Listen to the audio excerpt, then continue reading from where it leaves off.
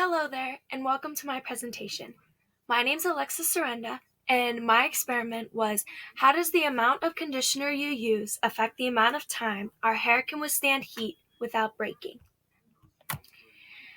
Why I chose this? I chose this because a lot of females tend to apply a lot of heat to their hair, whether they're straightening it, blow drying it, or curling it. And it tends to damage the ends of the hair a lot faster when you do that. So what I wanted to do is I wondered if a certain type of hair product or conditioner that I use, I could apply so that way I could apply heat longer and not damage my hair as much. I already know that heat resistant products exist. However, they tend to be on the expensive side. So I'm looking for a cheaper way to save my hair. My claim was that I believe that the leave-in conditioner, the Lucy brand, will protect the hair the best from the heat due to some of its ingredients being the same as in the heat protection spray. How I did this is I used pieces of string as hair to model my experiment because the string was a lot easier for people to see in pictures, so that way I could show you what I was doing, and then later on I use actual hair and I do the same experiment. It made it easier so people could see it. I used the string and I applied conditioner to it. Like I said, it's easier to see, and I am going to test the strength of it to see how long it can withstand being in contact with heat. So my first set of trials, I started out with the heat protection product, which was the Asui brand, and then I used 4 separate conditioners after that to test my theory. And then I used a candle as my heat source, and I had a temperature sensor. This was my setup. So over here, you can see the box that reads the temperature. It reads in degrees Celsius. This white string right here is what connected the temperature probe to the box. And this little circular round piece right here is what the temperature probe actually was. So for my procedure, I weighed a certain amount of conditioner on a scale. Then I took a single piece of string and I put it in the conditioner and let it set there for 2 minutes to soak up. Once I took it out, I pulled it apart and separated it and set it down and let it dry for 5 minutes. That way it wasn't as wet whenever I put it over the heat, because when you straighten or apply heat to your hair, you don't necessarily have it soaking wet. So after I did let it dry, I set the string over the flame and I started the timer as soon as the string got set over the flame. I stopped the timer when it broke or reached a maximum of 5 minutes.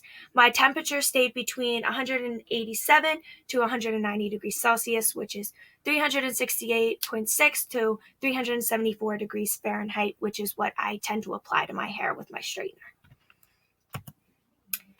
This right here was my process. So this picture right here was me weighing the conditioner, which in this case was 0.2 grams. This is when I set the string into the conditioner to let it soak. This is what happened after I stretched it out and set it down to dry. And then up here is when I put the string over the flame, and then I had the heat sensor right here. This is what I used to show you guys that the string soaked up most, if not all, of the conditioner, so that way you could see that all of the amount went onto the string. So right here is 0.1 grams of a certain conditioner. Then I let the string soak in it, and then when I pulled it off, this right here, there's really nothing left. It's just the outline of where the string was setting. So like whenever you have something on a wet paper, you know it leaves a mark. So that's what it is here. It left a mark. And then this was the string, and in certain spots you can see that there is conditioner still on the string. Here's the 0.2 grams. It is the same thing that I did on the last slide. It's just the next level of the amount of conditioner that I used. Again, here's the amount of conditioner. Here's the string soaking in it. This is the wet ring around where the string was sitting, and this is the string. As you can see, you can clearly see that there's more visible conditioner on this string than there was in the last string. This is the third and final amount that I did, 0.3 grams of the amount of product. It's string soaking it up, the area that it's set, and then the string with even more conditioner on it. Now we go to the data. So this is the Asui brand. This was the heat protectant product. These are the strings after each trial. So this is 0.1 grams of the product, 0.2, 0.3. These little marks right here are where the string was burning, and this is what I labeled as a burn on my data points. I marked the point as soon as it started to burn, so obviously it wasn't at this point in time. It's when it started turning dark. This is my data, and down here is the same picture that was on the last slide. It's just more, it just shows you that it's relating to the data now. And as you can see, all the strings lasted the entire 5 minutes and didn't break, which was good. This is the data showing you all of the points from the last slide. The blue is where it started to burn, and the red is when it broke, or in this case, the 5 minutes that it lasted. This is the second brand. This brand was the Pantene product. As you can see, none of the strings lasted the entire time, which was a rough time, which meant that this isn't necessarily a product that we should use. The 0.1 grams lasted 175.25 seconds. The 0.2 grams lasted 201.34 seconds. And the 0.3 grams, which was the slash string, lasted 247.14 seconds. Again, this is the data showing you what happened with the data table. The blue is the burn, and the red is when it broke. This is the third product, which was White Rain. Same thing, 0.1, 0.2, 0.3, and they clearly didn't last the entire 5 minutes. 0.1 grams lasted 182.85 seconds. 0.2 grams lasted 214.23 seconds, and 0.3 grams lasted 246.01 seconds. Graph showing you the data table. This is the third product, which was the Shea Solutions. So the first group, which was 0.1, did not last the entire time. However, the last two did last the entire 5 minutes.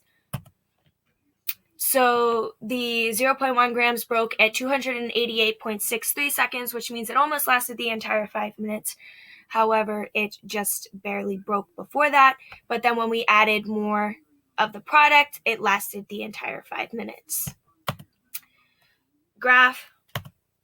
And this was our final product, which was the Lusty brand. And as you can see, it clearly did not last the entire 5 minutes, which means that this is not the best product to use. The 0.1 grams, which is this top string, lasted 215.18 seconds. 0.2 grams lasted 236.88 seconds. And 0.3 grams lasted 256.05 seconds. And this is the graph.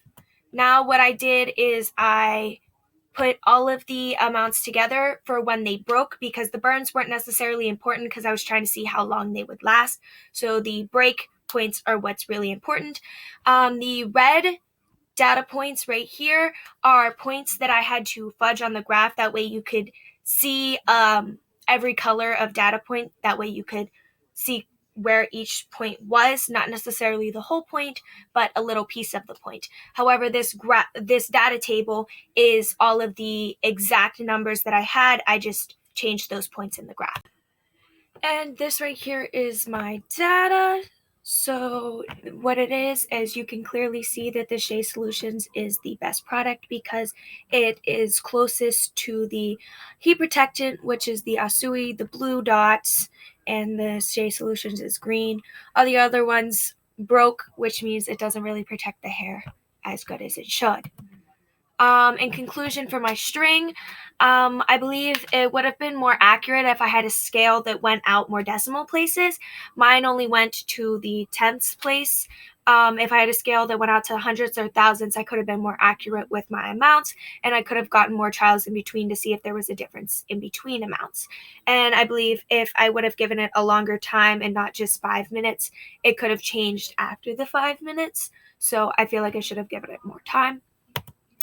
Now for the hair, I did the same exact thing that I did with the string. I just used hair instead of string this time. So like I said, I redid the experiment, used hair instead of string. I used the same setup, and the hair was smaller, so there was like less pictures. This is one picture that I have, and the only reason that you can see it is because it's after the fact and the hair was burnt. So some side notes, like I said, the hair is a lot thinner than string, so it burns quicker, and most pieces turn brown then broke immediately. So I don't have as many pictures, and the ones that didn't break broke when I picked them up to set them down after the trial was over. So this is my data altogether for whenever the hair broke. Same thing here. These 2 points I had to change. That way you could see some of the point and some of the color for each point. This data, however, is the exact amount that I should have. It's just those 2 points are changed on the graph. This right here is my graph. As you can see, the Shea Solution still was the best product to use on the actual hair.